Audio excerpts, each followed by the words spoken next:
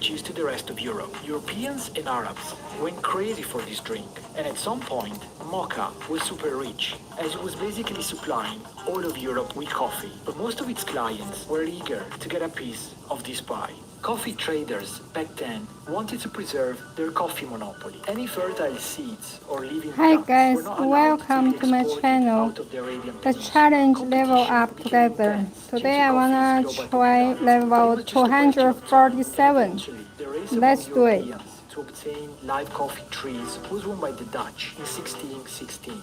Yes, it is always the Dutch. Peter van der Broeke, a Dutch merchant, obtained some of the closely guarded coffee bushes and took them back to Amsterdam and found a home for them in the greenhouses of the botanical gardens, where they began to thrive. This probably looked like a minor event and received little publicity, but it turned out to have a major impact on the history of coffee.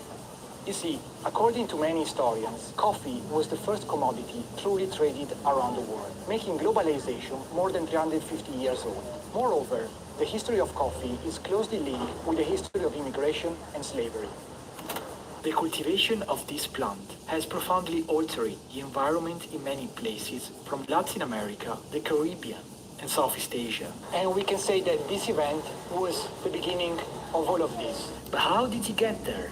Well, in 1658, the beans that van der Broeke acquired from Mocha 40 years earlier adjusted well to conditions in the greenhouses of the Amsterdam Botanical Garden and produced numerous healthy Coffea arabica bushes. However, the climate in the Netherlands was not suitable for a large-scale coffee cultivation. Therefore, the Dutch, who at that time had colonies all around the world and wanted to be a producer of coffee and control this market and be super rich, took them to Ceylon, now Sri Lanka, and later in southern India to begin coffee cultivation. These first cultivations didn't work, so they abandoned them to focus on their third effort to make this crop work, their plantations on the island of Java.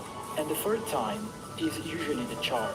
So in 1711, the first exports of coffee were ready to be sent from Java to Europe by the Dutch East India Company. And just like that, Indonesia became the third place outside Arabia and Ethiopia where coffee was grown. Within a few years, the Dutch colonies had become the main supplier of coffee to Europe. And in this way, in the early 18th century, Amsterdam became the world's coffee capital, thanks to the coffee beans supplied from Java to Europe. The coffee trade was profitable and was under the control of the Dutch colonial government. Just to give you an idea, the coffee shipped from Java sold for 3 guilders per kilogram in Amsterdam. At that time, the average annual incomes in Holland were between 200 and 400 guilders. Therefore, do the math.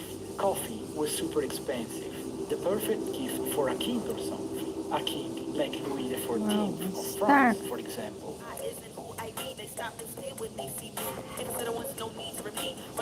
Now comes one of the most extraordinary stories of the spread of coffee, the saga of the noble tree. Louis XIV, with his insatiable curiosity and love of luxury, was of course by this time an ardent coffee drinker. In 1714, the Dutch owed him a favor and managed with great difficulty to procure him a coffee tree.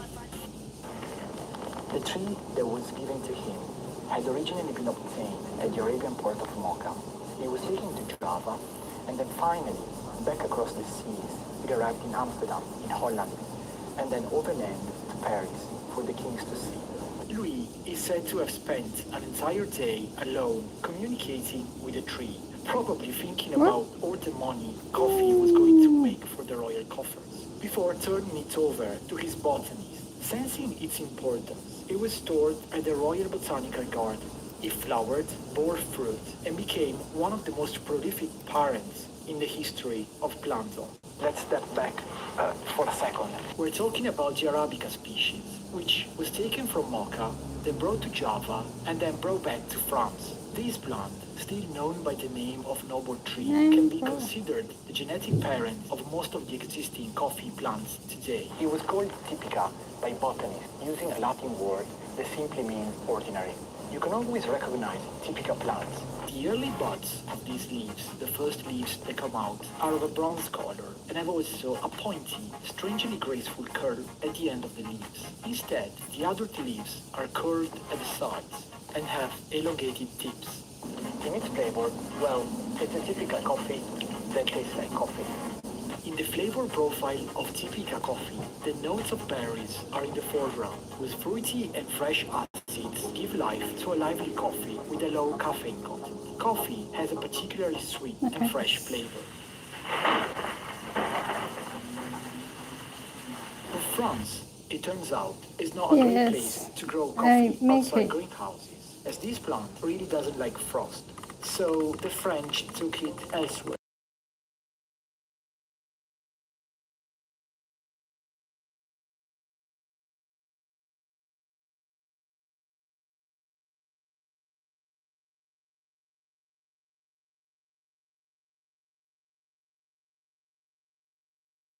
Borrowed a shoot of the coffee plant from the Royal Botanical Garden in Paris and took it across the Atlantic Ocean to Martinique, where he started a coffee plantation and became super rich. The story of his introduction of coffee in the Americas comes from his account of 1774, where he writes that during the voyage, the water was rationed and he had to share his water with the coffee plants.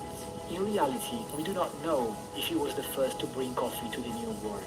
Some say it was the Dutch, but the point is that somehow from Europe the Typica was spread to Martinique and to the French colonies in the Indian Ocean. On the island of Réunion, which was still called Bourbon at that time, some French missionaries introduced Arabica plants directly from Yemen. Plants that, like the typica of the noble tree, had not traveled all around the world as described before. These plants instead gave rise to another subvariant of Arabica on the island, Bourbon. Let's remember this name, Bourbon, because we'll be back later. Okay, let's talk about the typica subvariant. And here the story starts to get complicated. Let's see.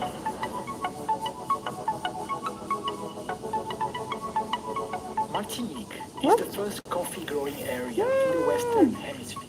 From there, it spread into the French Guiana, which is here, and which turns out to be pretty close to Brazil. And Brazil is known for coffee, right? Yes. So how did he get there? At that time, Brazilians, or we should say the Portuguese, were looking for a cut of that sweet and profitable coffee market, which was in the hands of the Dutch and the French. But they could not obtain seeds from bordering French Guiana due to the governor's unwillingness to export the seeds, which is comprehensible. So what did they do? In 1727, they sent a guy named Francisco de Melo Caleta on a diplomatic mission to resolve an ordinary border dispute. On his way back home, he managed to smuggle the seeds into Brazil by seducing the governor's wife, who secretly gave him a bouquet spiked with seeds. So Palheta was able to bring the seeds of Typica in the state of Pará, in Brazil, from where they reached Rio de Janeiro in 1770. This is still the Typica of the noble tree in Paris, the same species that was taken from Mocha, brought to Java, and then back to Europe to eventually end up in Brazil. So let's pause for a second.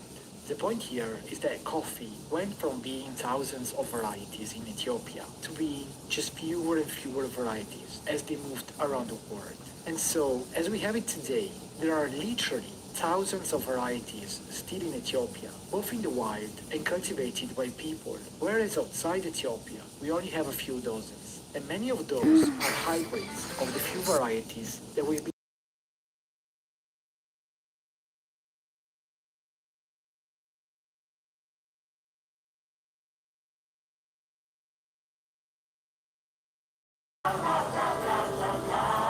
one place in Brazil, there was a town called Maragogipe in the state of Bahia, the birthplace of my Samba second Maragogipe coffee. time challenge level 248. Let's go.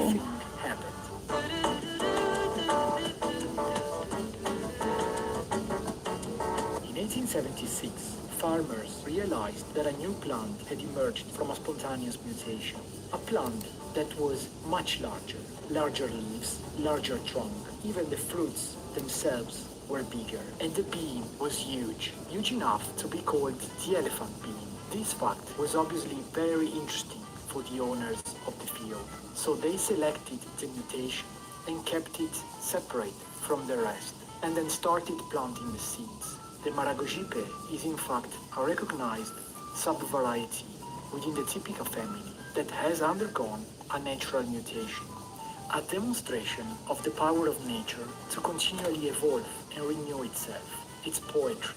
Okay, but how does it taste? Well, the flavor of Maragogipe coffee is very interesting. In general, it has a very low caffeine content and good acidity, but it must be said that its main characteristic is that it varies a lot depending on the soil where it grows. Obviously, poor soils produce a coffee with diminished flavor, but the flavor can be enhanced by allowing these coffee beans to dry with its own natural sugars. Furthermore, if grown at altitude, this coffee has a very high potential. Maragogipe is a rarity in the coffee world, and it's really appreciated by coffee aficionados.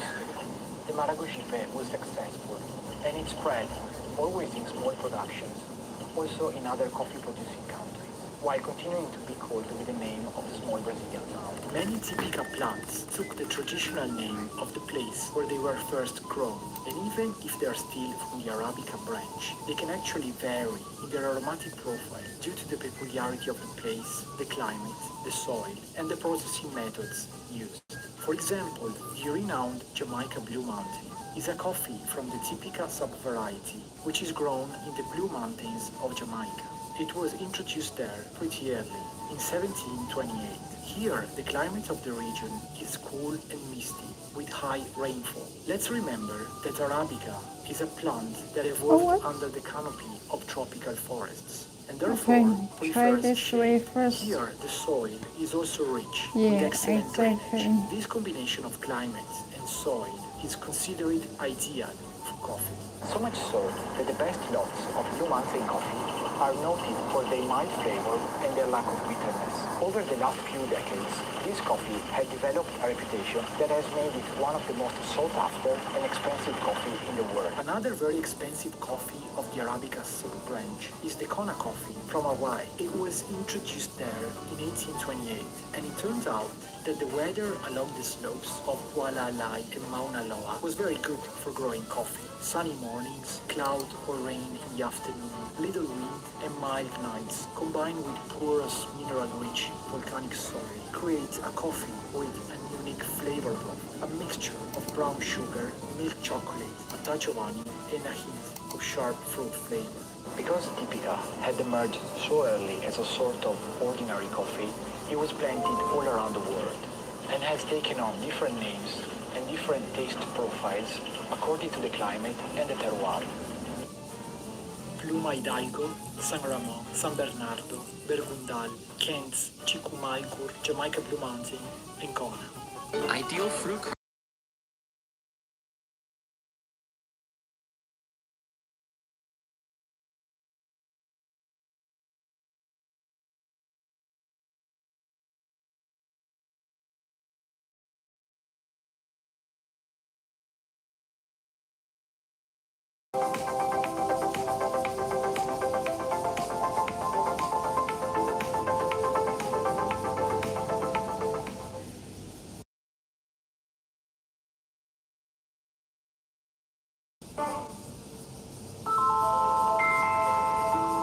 So now it's my third time challenge the same level, 248.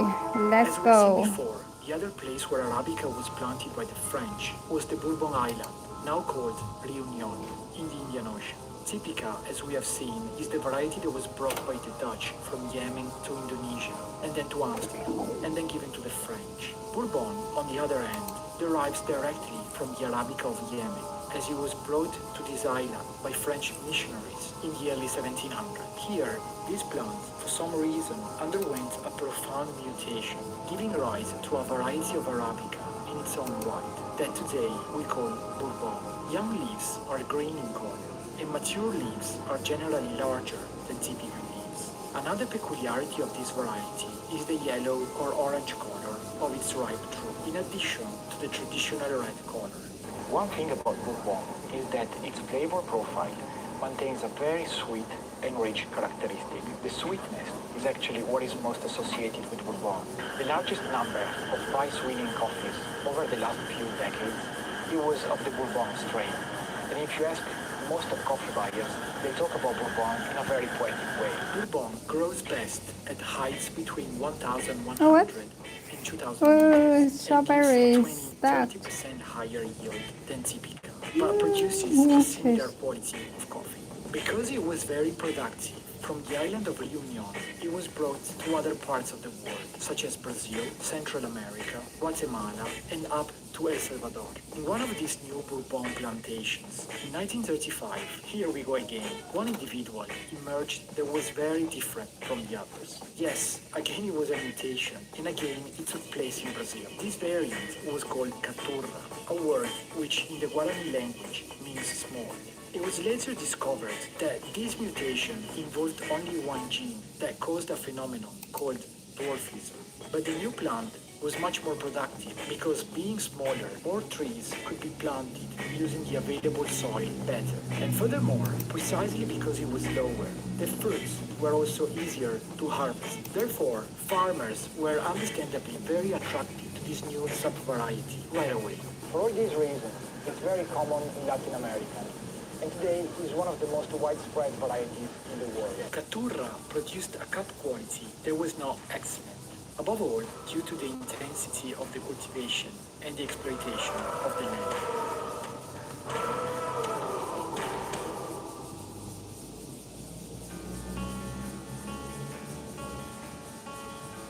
Other Bourbons that we see out there are French Mission, Pacas, Yellow Bourbon, and Orange Bourbon. So let's look at this image for a second.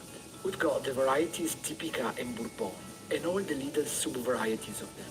In 1927, on the island of Timor in Indonesia, a very unusual thing happened, which is rarely seen in nature, the crossing of two species.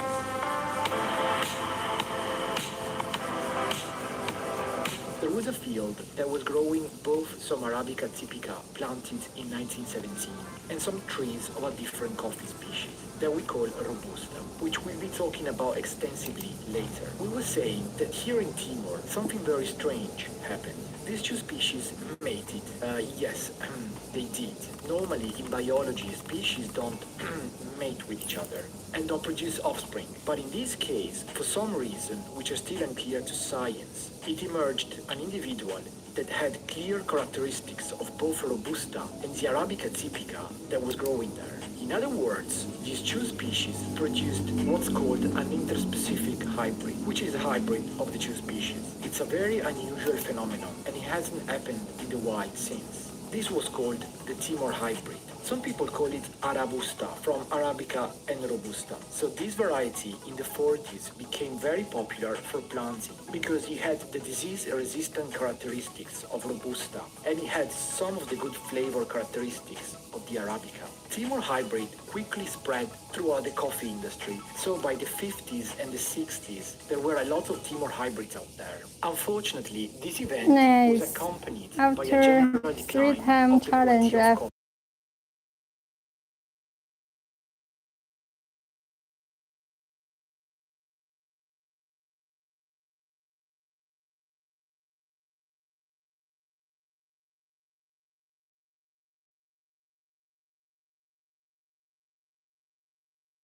Caturra and the disease-resistant Timor hybrid. They were put together, they did their thing, and we got a very productive and we are disease-resistant challenge hybrid. level And that variety was a mixture of 249. Caturra Let's and do Timor, it. and was called Catimor. Catimor was planted all over the world in the 60s because it looked too good to be true. It had the disease resistance property of Timor, and it was highly productive. Just 我讲真的，如果这瓶早10年出现，大家就不会走这么多的冤枉路。这个真的可以有效淡斑。Caturra.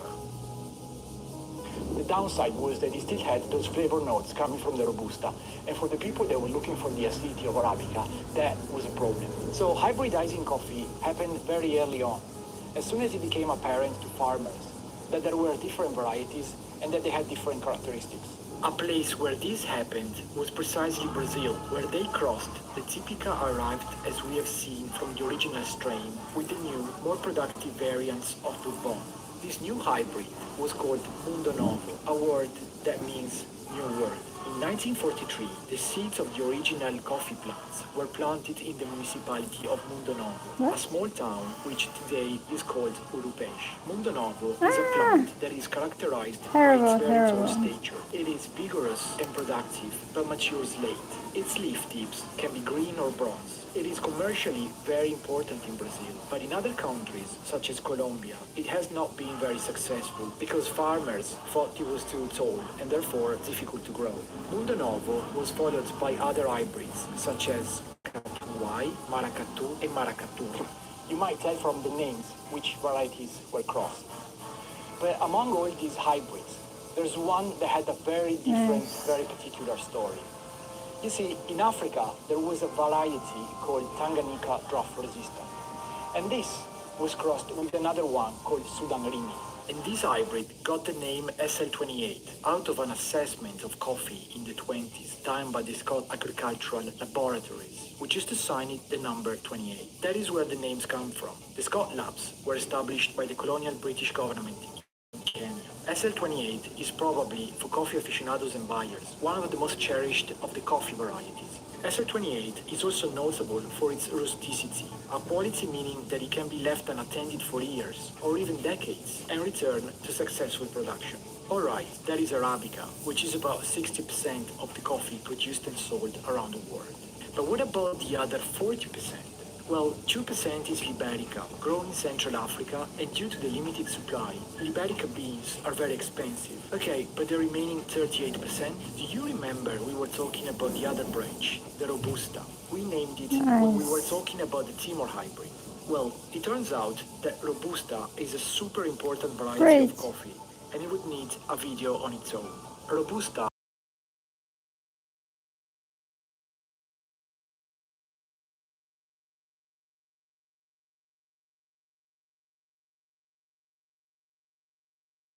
and its beans tend to have lower acidity, more bitterness, and a more woody and less fruity flavor compared to Arabica. Okay, now we challenge level 250. Let's go. Of 25 degrees.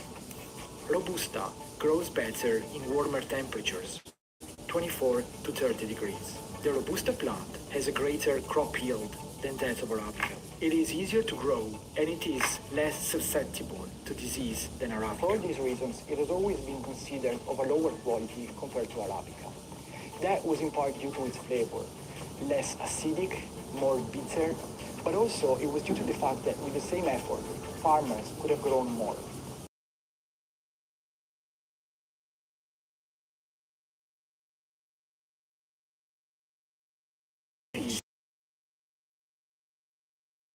Compared to Arabica's 1.5%, and contains less sugar, 3 to 7% compared to Arabica's 6 to 9%. That's it, that's the end of the video, right? Well, no, after all these tropical countries, let's talk about Italy, for example. In Italy, a new way of brewing coffee was developed at the beginning of the 20th century. This way of making coffee was called espresso. Slowly but steadily, this Italian coffee culture spread around the world. But what does this have to do with the Robusta? Well, you see, in Naples and in south of Italy, for example, the full-bodied flavor of Robusta in a blend is considered very desirable to give more finish and strength to the taste. In northern Italy, this tends not to be the case. Arabica has always been preferred. Also, Robusta blends tend to be much more creamy and less acidic. And today, there are a lot of people out there that are not crazy or do not tolerate the acidic taste of Arabica. So yeah, also Robusta has a very important place in the history of coffee. If you want to know more about Naples and its way of drinking coffee, take a look at this video from Stefan. That's all. That was our video on coffee variants. It's been a huge work for us. I hope you liked it. If you did, give us a like, comment here below, and subscribe to our channel. From Naples, happy coffee to everybody, and goodbye. 喜欢化妆带来的自信，但素颜的漂亮更令我心动。青春露独家 terroir 发酵的力量，让我拥有理想的基底。现在就开始使用吧 ，SK2。全球去杠杆，有一些股票怎么样去都挤不出水来，难道？ Coffee is among the most popular beverages in the world, but climate change is threatening its production. Soon, growing coffee won't be economically viable. There are prices that in no way do justice to the work involved in growing coffee. We need a different approach. How can the livelihoods of millions of coffee farmers be saved? And with it, our cappuccino and espresso too.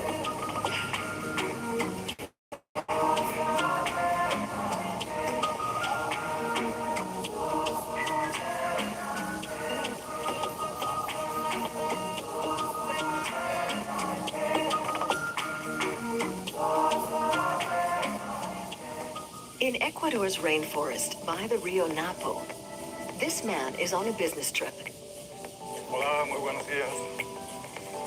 But he's not your stereotypical businessman. Andreas Felsen is concerned about people, not just the bottom line. It's important to him to get to know his coffee growers. What? We're meeting with one of our two partners here in the region, in the Amazon lowlands. We visit these cooperatives regularly, twice a year. That's necessary to build trust and maintain the relationship with them. As you can imagine, the people here have been taken advantage of by white people for the last 500 years, and because of that, there was zero trust at first.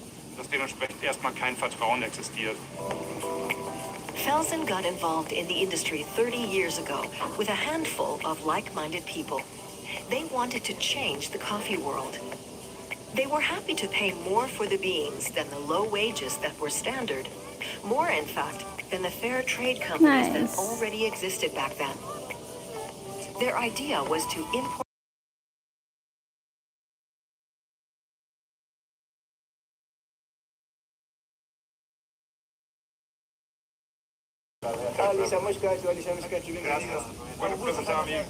together with his colleague Sven Ostendorf. Finally, we come to level 251. Let's try. In the Quechua language.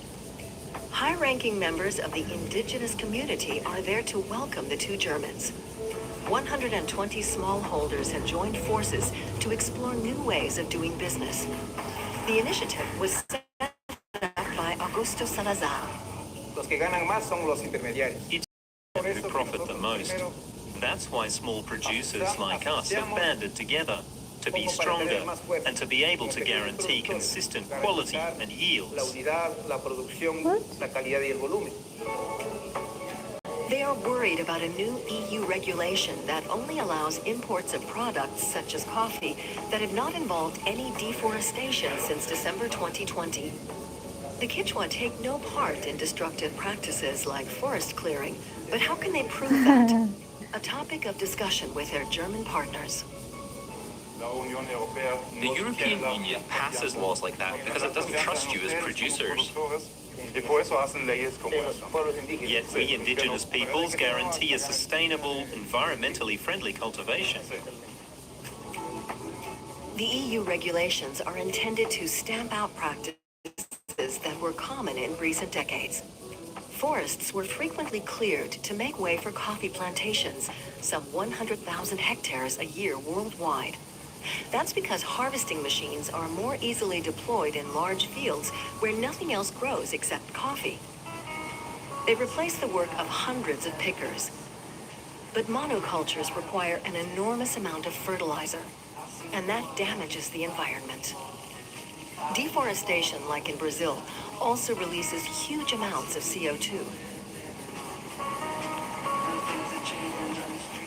In the hot sun, the coffee plants also cannot survive without irrigation, and that too has an enormous impact on natural resources. 1 cup of coffee alone requires an average of some 130 liters of water. That's nearly a whole bathtub. And 80 grams of harmful greenhouse gases are emitted into the atmosphere per cup, the equivalent of driving half a kilometer by car.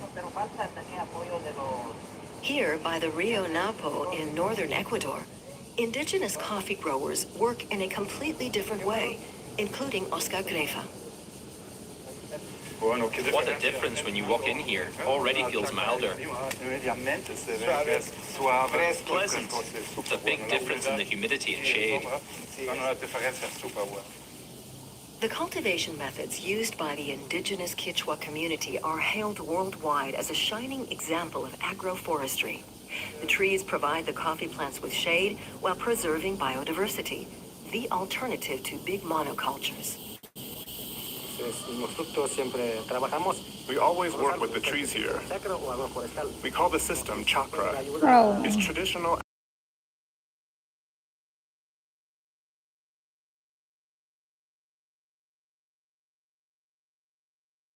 For us, it's important to have trees, medicinal plants, and other plants that we can eat. Now I tried the second time for These level coffee plants thrive in the leafy shade of other trees. 251. The air is Let's do cooler it. and the soil more moist. Banana plants or cacao trees provide shade, for example, and an additional income stream. A certain combination of plants also makes for more nutrient-rich soil, which benefits the coffee plants. That way, they need less fertilizer, little irrigation, and are less vulnerable to pests. Plus, a healthy forest stores a lot of CO2 and preserves biodiversity.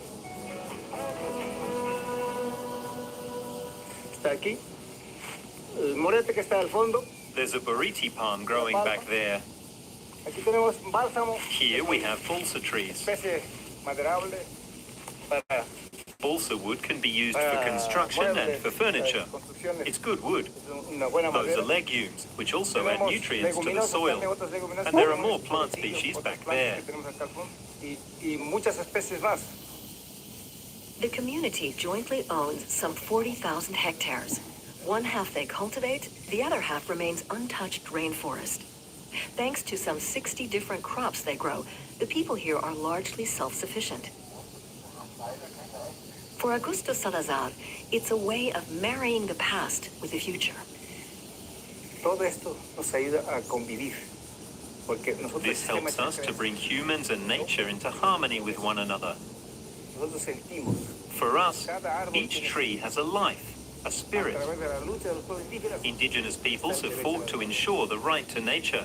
Ecuador has become a pioneer in nature conservation. In 2008, Ecuador became the first country in the world to recognize the rights of nature in its constitution. That meant, for example, halting plans to expand gold and copper mining. But nature conservation is most successful when people's livelihoods are secured. Andreas Felsen is doing his part with his socially minded enterprise. What?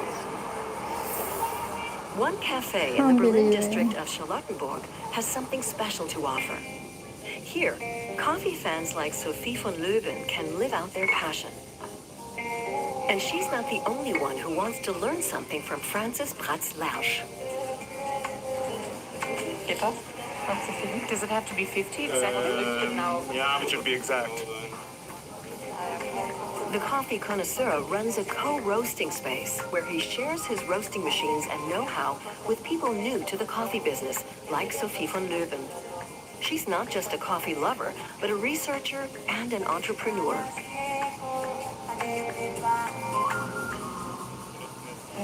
Alongside my research, I run a small coffee business as a hobby, really just to see what's out there. Is there any demand? How does it taste? And above all, to raise awareness about coffee and climate change. It's become very popular for people to roast their own beans. But across the industry, many are concerned about how climate change is impacting coffee cultivation. I'm worried that there might be no coffee one day. That's why I'm passionate about supporting every project that comes to us. So coffee that's produced sustainably and transparently gets sold in Germany. Sophie von Löwen is experimenting with varieties of coffee that can cope with climatic extremes. One in Uganda is showing potential. We can only advise the farmers to produce it when we know there's a market. We can't just tell them to switch to it if no one will ultimately want it. That's why taste is so important, and considering how we can improve it. Coffee that withstands difficult climatic conditions and tastes good. That's her goal. Different varieties are tasted and compared at cupping events. Coffee has hundreds and hundreds of aromas,